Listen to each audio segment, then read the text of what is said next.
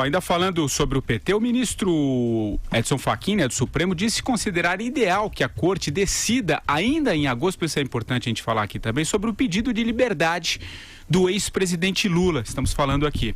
A declaração foi dada em conversa com jornalistas pouco antes de entrar na sessão plenária. O caso está fora da pauta prevista para este mês, mas a presidente Carmen Lúcia já disse que marcará a data quando o pedido estiver pronto para ser julgado. Na avaliação de Fachin, toda celeridade em matéria eleitoral é importante para não deixar dúvida no procedimento.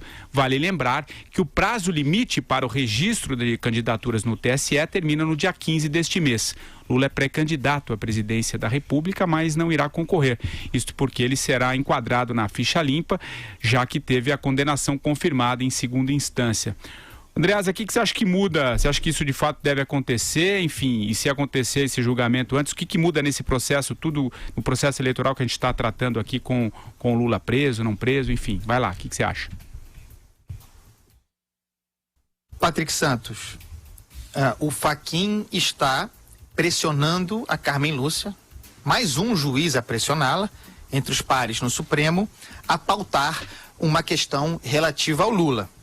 Mas essa é uma questão objetiva, não é uma ADC, não discute matéria constitucional, não gera jurisprudência. Ou seja, a jurisprudência firmada pelo Supremo Tribunal Federal com repercussão geral, não tem efeito vinculante, uma repercussão geral, aquela que foi confirmada por ocasião do habeas corpus, julgado logo antes da prisão do Lula, isso não está em jogo. Eles vão tratar de um pedido de liberdade do Lula e vão negar esse pedido. Isso acontecerá. As chances do Lula deixar a prisão estão sem dúvida nenhuma em corte superior, especificamente no Supremo Tribunal Federal, mas só quando alguma das ADCs, ações de constitucionalidade, aquelas que estão paradas de relatoria do Marco Aurélio, forem tratadas. Até lá, e não há nenhum indicativo de que isso ocorra antes da eleição, até lá tudo indica Lula ficará preso. Você pensa assim também, Madu? Eu acredito que sim. Eu acredito que o Lula deverá permanecer preso. E isso me parece que é benéfico, porque o Lula solto, mesmo impedido de se candidatar, continuará desse seu esforço ingente, né, e diuturno, no sentido de tumultuar o processo eleitoral. O que a gente vê, o que a gente está assistindo por parte do PT é um único propósito: tumultuar o processo eleitoral, principalmente tentando trazer o foco das eleições, né, para o sistema penitenciário, né, para o cárcere, lá que o Lula ocupa em Curitiba. Né? De lá ele fica realmente manipulando as cordas do partido, porque ele sabe muito bem que no momento em que ficar claro que a candidatura dele é inviável por ser ilegal, e isso será brevemente, ele está liquidado. Ele está politicamente liquidado. Caso ele venha a ser solto, né, aí evidentemente que ele vai exercer o dedaço dele, como a Vera lembrou muito bem, né? A esquerda sabe tratar muito bem as suas mulheres e seus militantes, né? O autoritarismo, né? Ele não consegue se esconder, se camuflar.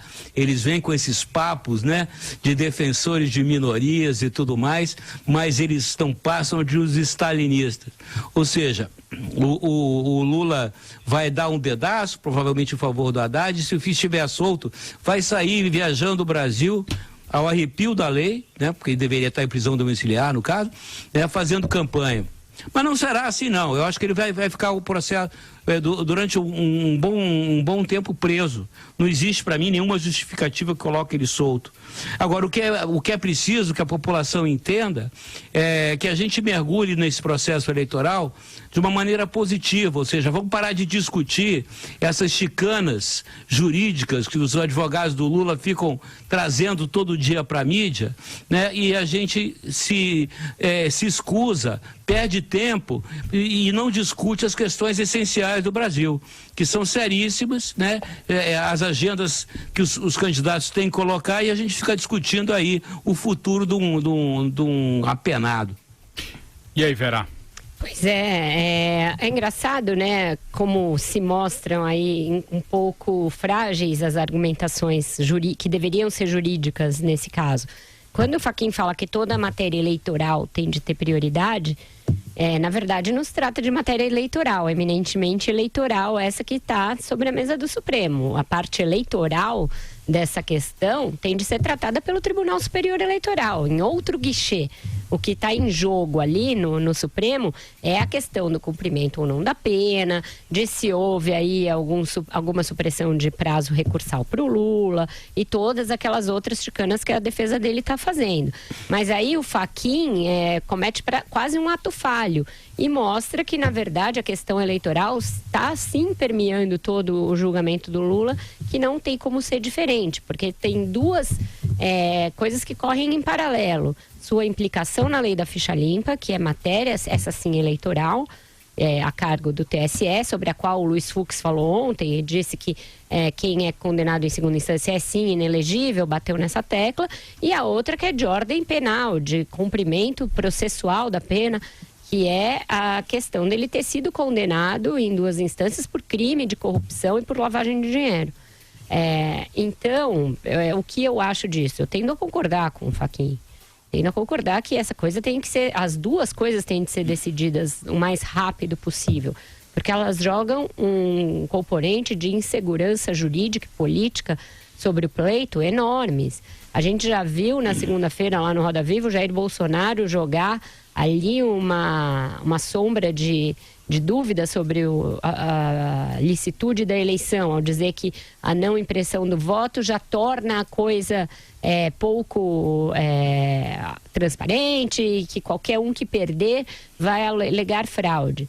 E o mesmo fará o seu lado oposto, né? O seu extremo oposto. Estamos falando dos dois extremos que tentam extremar o debate político a todo momento, tentam crispar as coisas e levar tudo para a radicalização dos extremos. Então o Bolsonaro fala isso em relação ao voto impresso e o PT vai tentar jogar essa mesma moeda com um sinal trocado em relação à participação ou não do Lula no pleito. Então, quanto antes a Justiça Eleitoral puder dirimir isso, é melhor. E eu tendo a achar que é melhor até mesmo sob o ponto de vista da estratégia política do próprio PT. Eu acho que eles estão esticando demais essa novela lulista e eu acho que eles estão confiando demais no poder de transferência.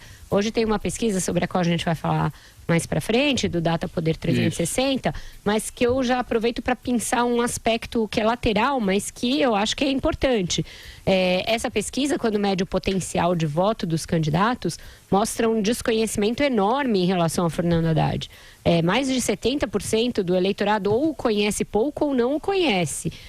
A eleição já é curta, o tempo para tornar alguém assim conhecido, principalmente alguém com as características do Haddad, professoral, acadêmico, algo intelectualizado, principalmente no Nordeste, onde o PT é forte, leva um tempo para essa construção. Então, eu acho que até sob o aspecto da estratégia política, eu tenho dúvidas sobre se o PT ganha alguma coisa esticando demais essa corda do Lula.